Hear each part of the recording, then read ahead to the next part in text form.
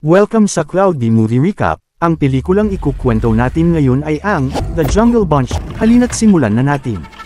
Sa tulong ng kanyang mga kaibigang hayop sa kagubatan, nagawang gumawa ni Gilbert ng isang aparatong pang-playback ng pelikula, at ang mga karakter sa kwento ay ang mismong mga hayop na nakatira roon. Sa pagtatapos ng pelikula, natuwa ang lahat sa bagong imbensyon, ngunit sina Bob at Al ay bumatikos kay Gilbert dahil inilagay daw sila sa hindi kanais-nais na papel. Kinagabihan, nang makauwi na ang lahat ng hayop, naghanda na rin si Miguel para matulog, habang si Gilbert ay pumunta sa kanyang lungga kasama si Patricia. Bago matulog, tiningnan ni Gilbert ang mga tropong nakuha niya sa larangan ng pisika, kimika, at matematika, mga patunay ng kanyang mga tagumpay sa mga kompetisyon. Samantala, umuwi rin sina Maurice at ang kanyang goldfish at tiningnan ang mga larawang kuha nila kasama ang kanilang mga kaibigan bago matulog. Pagsapit ng madaling araw, habang natutulog ang lahat ng hayop, isang grupo ng mga beaver ang lumipad sa kagubatan gamit ang mga kahoy na eroplano at nagpakawala ng kulay ubing pulbos sa kalangitan. Kinaumagahan, pumunta si Pepito kay Gilbert at sa kanyang mga kaibigan at sinabi na may napansin siyang kakaiba nang siya ay magising. Habang lumalabas siya ng lungga upang umihi, tinamaan siya ng isang pagsabog at ipinakita ito upang patunayan ang kanyang sinasabi. Nakita ni Gilbert na may mga halaman sa paligid na nababalutan ng kulay ubing pulbos, kaya't agad niyang napagtanto ang pinagmulan ng problema. Naalala niya na ilang taon na ang nakalipas, may isang armadillo na nagngangalang Albert na kilalang pinakadakilang siyentipiko sa kagubatan. Sa isang kompetisyon, ipinakita ni Albert ang bago niyang imbensyon, isang napakalakas na pataba. Ngunit nang lagyan niya ng tubig ang halamang may halong kulay ubing sangkap, nagkaroon ng malakas na pagsabog. Mula noon, iyon ang unang pagkakataon na pumalpak ang imbensyon ni Albert. Nang pagmasdan ni Betty ang kagubatan mula sa itaas, nakita niyang nababalutan ng alikabok ang mga puno sa paligid. Ibig sabihin, pagdating ng tag-ulan makalipas ang isang buwan, masasabog at mawawasak ang buong kagubatan. Dahil hindi nila alam kung sino ang may kagagawan, naniwala si Gilbert na tanging si Albert lang ang makapipigil sa kapahamakan. Natuwa si Patricia sa ideyang makikilala nila si Albert, ngunit natakot si Gilbert na baka maaga nito ang puso ng kanyang asawa. May isa pang problema, matapos ang kahihiyan ni Albert sa kompetisyon, naglaho siya at walang nakakaalam kung saan siya nagtago. Ang alam lang nila, may anak siyang babae na nagngangalang Chamelia. Kaya napagpasyahan ng grupo na hanapin si Chamelia upang malaman kung nasaan ang kanyang ama. Samantala, nag-recruit ng mga bagong kakampi si Henry upang maisakatuparan ang kanyang masamang plano. Inutusan niya sina Sergey, Yuri, at Coco na sundan sina Gilbert at pigilan silang matagpuan si Albert, ang tanging may kakayahang sirain ang kanyang masasamang balak. Habang naglalakbay ang grupo sakay ng isang lobo, tinamaan ito ng mga palasong ipinukol ni Sergey. Hindi agad nila napansin, ngunit nang mapansin ni Maurice na bumababa ang lobo, agad nilang itinapon ang ilan sa mga kargamento upang gamaan ito. Doon nila nadiskubre na nakasama pala nila sa biyahe sina Al at Bob na palihim na sumakay. Biglang pumutok ang likurang bahagi ng lobo, at mabilis silang bumagsak patungong yelong kontinente. Samantala, si Chamelia ay nasa loob ng isang kuweba ng yelo upang hanapin ang isang totem. Matapos niyang makalusot sa mga natutulog na sundalong daga, nakuha niya ang totem, ngunit narinig niya ang pagbagsak ni Gilbert at ng kanyang grupo, na gumising sa mga daga. Agad siyang tinugis ng mga ito, ngunit nakatakas siya at umakyat sa ibabaw ng lupa, kung saan mas madali niyang natalo ang buong hukbo ng mga daga. Pagkatapos ng labanan, lumapit si Patricia at natuwa ang lahat nang malaman nilang anak pala ni Albert si Chamelia. Biglang dumating ang ilang kuneho at nagpasalamat kay Chamelia sa pagbalik ng kanilang sagradong totem na ninakaw sa kanila. Ipinagtapat ni Maurice na pumunta sila roon upang humingi ng tulong kay Chamelia dahil kung hindi nila mahahanap si Albert, mawawasak ang buong kagubatan. Bagamat matagal nang walang komunikasyon sa ama, handang tumulong si Chamelia upang hanapin ito. Habang naghahanda sila sa panibagong paglalakbay, biglang bumagsak ang napakalakas na pagguho ng nyebe at natabunan sila. Inakala ni Sergey na namatay na sila, ngunit kalaunan na pagtanto niyang nakatakas ang grupo at nakahanap ng bagong paraan upang makatawid sa karagatan gamit ang yelong bangka. Matapos ang ilang araw ng paglalayag, nagsimulang matuno ang bangka at nanghina sila sa gutom at uhaw. Tumalon si Miguel sa dagat at lumangoy patungo sa dalampasigan upang iligtas ang kanyang mga kaibigan. Nakahanap sila ng desyertong lugar, at doon gumawa si Gilbert ng aparatong kayang gawing inumin ang tubig dagat. Natagpuan ni Chamelia ang isang oasis at naniwala siyang doon maaaring nanirahan ng kanyang ama, dahil ito lamang ang may buhay na lugar sa disyerto. Ngunit nauna naroon sina Sergey at Yuri, at nilason nila ang lawa upang mamatay sa uhawang grupo. Hindi nila alam na naroon pala sina Al at Bob na agad tumakbo upang balaan sina Gilbert. Sa kalaunan, napatunayan nilang hindi lason ang tubig, at nakainom silang lahat. Sa paggalugad ni Chamelia sa oasis, natagpuan niya ang isang lumang kubo at isang liham mula sa kanyang ama. Nakasaad doon na kailangan niyang umalis at iwanan ang mga palatandaan upang matagpuan siya ni Chamelia balang araw. Sinundan nila ang mga bakas hanggang sa makarating sila sa kagubatang puno ng kawayan, kung saan sinalakay sila ng isang malaking panda. Sa labanan, nadiskubre nilang isa pala itong robot. Pagkatapos itong mapabagsak ni Chamelia, nakita niya roon ang kanyang ama, si Albert mismo, na siyang gumawa ng robot upang protektahan ang kanyang tahanan. Sa una, hindi siya nakilala ni Albert, at nasaktan si Chamelia. Nang ipakilala niya ang sarili, naalala ni Albert ang araw na nagkamali siya sa imbensyon na naging sanhi ng pagsabog at pagkawala ng braso ni Chamelia. Dahil sa matinding pagsisisi, iniwan niya ito at sinunog ang kanyang laboratorio. Ngayon, humingi siya ng tawad at niyakap siya ni Chamelia, na sinabing pinatawad na niya ito.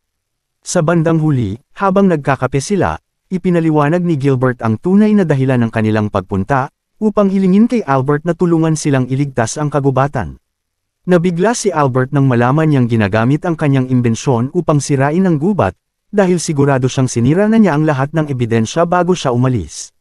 Gayunpaman, may isang nilalang na muling nakalikha ng formula, at kailangan ni Albert na gumawa ng panlunas upang ma-neutralize ito. Agad namang nagboluntaryo ang armadillo na tumulong, ngunit sinabi niyang kakailanganin niya ng isang napakabihirang sangkap upang magawa ang antidote. Kinahapunan, sinamahan ni Albert ang grupo patungo sa isang nayon na kilala bilang pamilihan kung saan nagkakaroon ng palitan ng mga produkto ang mga hayop.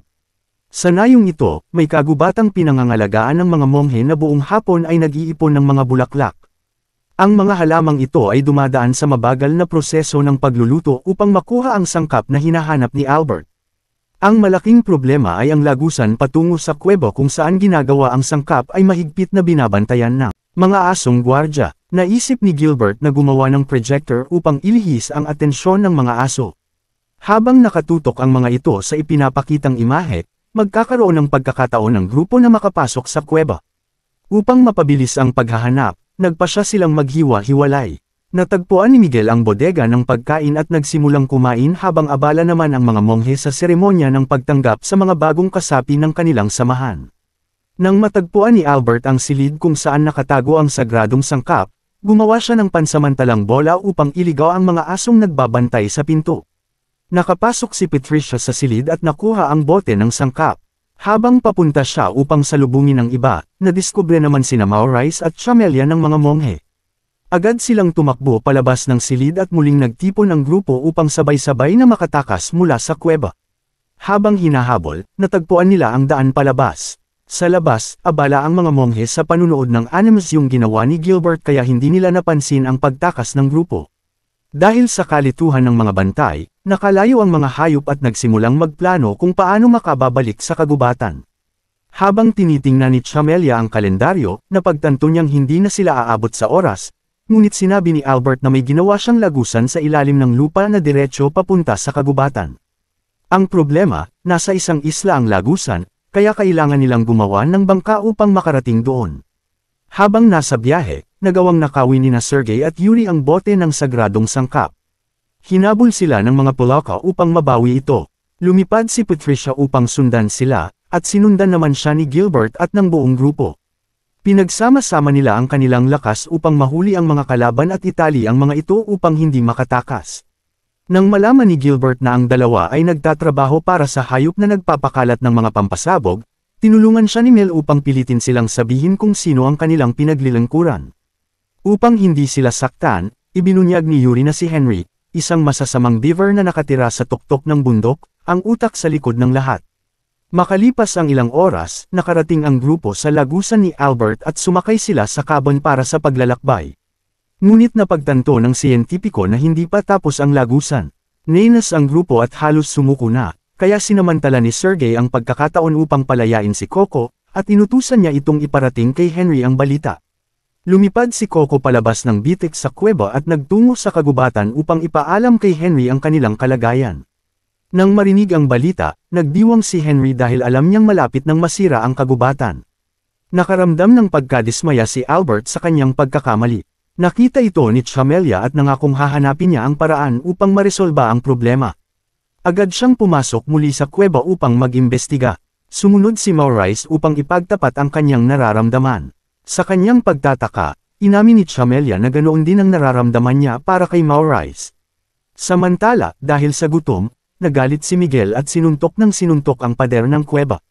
Sa lakas ng kanyang mga suntok, nagkaroon ng malaking bitik at gumuho ang bahagi ng kisame, na nagbukas ng daanan palabas patungo sa kagubatan.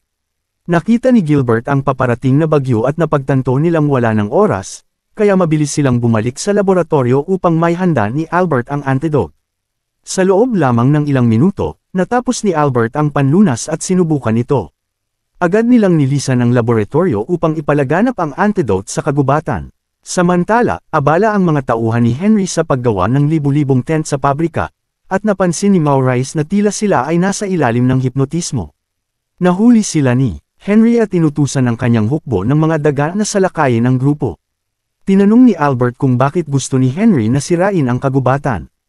Ibinunyag ng Beaver na kapag nawasak ang mga tahanan ng mga hayop, siya ay yayaman sa pagbebenta ng mga tent kapalit ng ginto. Ibinunyag din ni Henry na naroon siya noong araw na nagkamali si Albert sa paggawa ng pataba. Pinasok niya ang laboratorio ni Albert at ninakaw ang kalahati ng formula. Nang subukang pigilan siya ni Chamelia, aksidenteng nabuhusan ng tubig ang sangkap, dahilan upang sumabog at mawalan siya ng braso. Pagkatapos ng insidenteng iyon, nagamit ni Henry ang kalahating formula at ginamit si Gilbert nang hindi niya namamalayan upang makumplito ito. Sa pagnanais na pigilan ang plano ni Henry, umatake sina Maurice at Miguel habang si Albert ay hinalo ang antidote sa mga pampasabog. Dahil hindi na kaya ng mga tauhan ni Henry ang grupo, ginamit niya ang kanyang lihim na sandata, si Arnold, ang dambuhalang Beaver. Habang papalapit ang mga ulap at sumasabog na ang paligid, tumakbo ang mga hayop upang makaligtas. Nang umatake si Arnold kay Maurice, sinakripisyo ni Chamelia ang sarili upang iligtas siya at nawalan muli ng kanyang kahoy na braso. Sa galit, sinugod ni Maurice si Arnold ngunit hindi ito tinablan. Habang magkasagupa, natrap silang dalawa sa isang kahoy na platform. Nakita ni Chamelia na ang mga Beaver ay ginamit lamang ni Henry at nasa ilalim ng hipnotismo. Hinikayat niya silang tulungan ng grupo at sabay-sabay nilang nilagyan ng antidote ang mga eroplano. Samantala, sinubukan ni Henry na kontrolin si Patricia gamit ang kanyang kristal, ngunit nang maagaw ng isa sa mga Beaver ang tungkod at masira ang kristal, nabasag ang sumpa. Binuksan ni Betty ang gate at nakalipad ang mga eroplano. Pinagsama ni Chamelia at Maurice ang kanilang lakas upang pabagsakin si Arnold sa ibabaw mismo ni Henry. Sa sandaling iyon, dumating ang mga Beaver sakay ng kanilang mga eroplano at ikinalat ang antidote sa buong kagubatan, bago pa man tuluyang bumuhos ang ulan. Pagkaraan ng bagyo, gumawa si Albert ng bagong mekanikal na braso para sa kanyang anak. Nagpasalamat siya sa pagkakataong makasama muli ang kanyang mga kaibigan matapos ang mahabang panahon. Nilapitan ni Maurice si Chamelia at tinanong kung ano ang plano niya ngayon na ligtas na ang kagubatan. Sa kanyang pagtataka, sinabi ni Chamelia, na dati ay mahilig sa pakikipagsapalaran, na mananatili siya sa kagubatan kasama niya. Sa huli, ginamit ni Naal at Bob ang projector na ginawa ni Gilbert upang isalaysay sa lahat ng hayop ang kanilang kwento, at mula noon, kinilala silang mga tunay na bayani ng kagubatan.